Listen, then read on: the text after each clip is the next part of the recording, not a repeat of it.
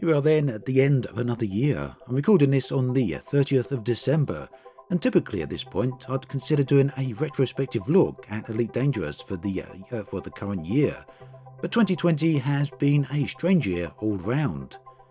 Elite Dangerous, of course, did have the release of Fleet Carriers and the announcement of Elite Dangerous Odyssey, so in that respect it's been a pretty big year for the game, not to mention the return of Galnet and community goals. There's been a few other things going on besides that, but really this year I want to do something a bit different.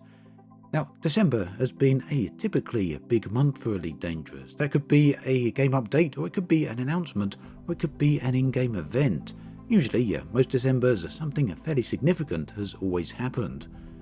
So this year, instead of taking a retrospective look at 2020, we're going to take a look at all the Decembers since the game first was made available to players. So, surprisingly enough, that includes 8 Decembers. The first big December was December 2013, where Elite Dangerous was made available to alpha backers. This came in the form of a single player component, allowing players to basically test out the flight model as well as test out combat. You can see right here how different the interface and the graphics actually looked back then. Now, keep in mind that Elite Dangerous was crowdfunded. It went to Kickstarter and raised quite a reasonable amount of money there. Depending on how much you banked the game for would depend on when you got access. This started out with alpha access and moved to a premium beta access in April of 2014. Later in the year, things moved over to a regular beta phase, and finally things went to a gamma phase, just briefly before the game launched. The 16th of December 2014 then was the official release date of Elite Dangerous, and it was a fairly successful launch, I may add. Of course, no game launch goes without at least some bugs, and whilst some people have certainly experienced some bugs here and some issues where they couldn't get into the game, there was nothing that was significantly game-breaking for the whole player base. With only a few weeks left of December that year, the game soon moved into 2015. At this point, there was a whole bunch of updates, which also included the first release of community goals, as well as the power play update. The following December saw a massive update to Elite Dangerous. This came on the 15th of December in the form of Horizons, the first update that allowed players to land on airless planets. Not only that, it also came with the SRV, allowing players to leave their ship and drive around on planetary surfaces. Now, this was a significant milestone because Frontier had long promised that there would be many different updates for Elite Dangerous, which of course would include planetary updates, or planetary landings rather, as well as the ability to eventually walk around, and of course atmospheric worlds. Horizons then launched as a season pass, meaning that everyone who purchased this would be entitled to all the updates included in the Horizons update. And this covered things such as the Engineers update, ship-launched fighters, as well as multi-crew. Each of these come with mixed quality, I'd guess is the best way to put it. They weren't equally all as good as each other. But nonetheless, it was a huge milestone for Elite Dangerous, and proved the game was fit for regular updates. Of course, with Horizons being called a Season Pass, many people were led to believe that there would be yearly updates from this point forward. However, that turned out to not be the case. The next significant paid expansion was not to release until 2021, well over 5 years later.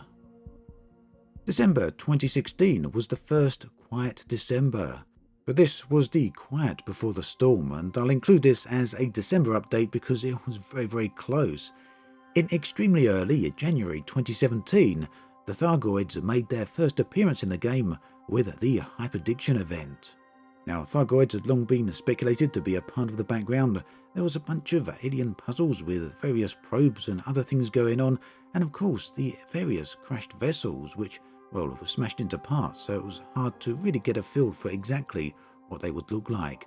But then, at the beginning of January 2017, players were pulled out of hyperspace by Thargoids. Now, this was essentially a passive-aggressive event, I guess we could call it. After rather violently being pulled out of hyperspace, the Thargoids would simply scan the player's ship before departing. It was an event that captured not only the imaginations of the players, but also the imaginations of gaming press everywhere. The event was widely reported on and garnered a huge amount of interest for the game. The Thargoid story would expand throughout 2017, with suspected Thargoid bases being discovered around about the middle of the year. But things didn't really heat up until the end of the year. On the 14th of December 2017, another December, the Thargoids made their first move against humanity, attacking space stations. In all, 3 stations were attacked initially, and this expanded over the coming weeks and months, with more stations continually being attacked on a regular basis. This was actually a huge event for the player base, something unexpected, something that many people had never thought they would see. An impressive end-of-year event then for December 2017. 2018 went on to be quite a different year for Elite. Whilst there was no new paid expansions in sight, Frontier decided to release an expansion called Beyond, which basically corrected many bugs and flaws with the game, but also added a bunch of new content. The 11th of December 2018 then saw the release of Beyond Chapter 4, perhaps the largest of the Beyond chapters. This included a variety of new mechanics, such as a huge update to exploration, as well as big changes to mining. It also brought with it a graphical update, as well as some nice new features, exploration features such as the Lagrange clouds, as well as space-based aliens. Now, moving into 2019, things felt distinctly different for Elite Dangerous. Frontier had told us that there wouldn't be much in the way of updates for the game for a very long time, and they'd also given news in 2018 that a paid update to Elite Dangerous was in the works, but beyond that, there was very little information. 2019 then, year as a whole, was extremely quiet, but that's not to say there was no content added at all. 2019 saw the addition of the Pilots Federation District, an area for new players to start out in. It also saw the addition of a new docking computer as well as Super Cruise Assist, not to mention the occasional Interstellar Initiative, which was basically a collection of combined community goals. Unfortunately, it wasn't a great year for Elite Dangerous. The Fleet Carrier update was intended to be in December as the so-called December update. However, that never emerged and was released instead in June 2020. So December 2019 was extremely quiet, nothing much really happened, although in January 2020, just a few weeks later, Frontier did release the January update, so at least something going on there. 2020 was a much better year for Elite Dangerous with the release of Fleet Carriers, a significant update for the game that, in my opinion at least, did massively change the game, at least for players able to afford these ships. And of course, not everyone was absolutely happy with them, but they did have a big impact on how people will approach the game.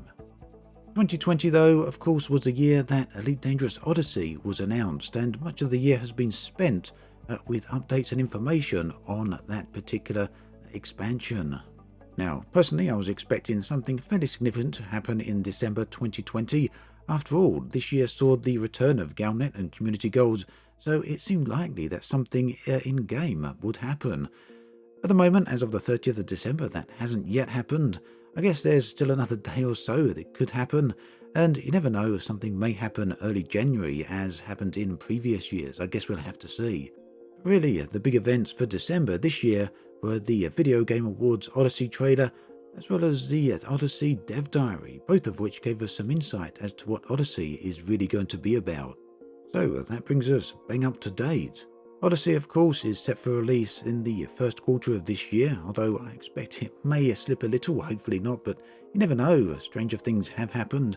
But I'm expecting to see it sometime around March or maybe early April. But don't forget that Odyssey will come with alpha access, so hopefully we'll start seeing things sooner rather than later. As always, thanks for watching, and I'll catch you guys and girls next time.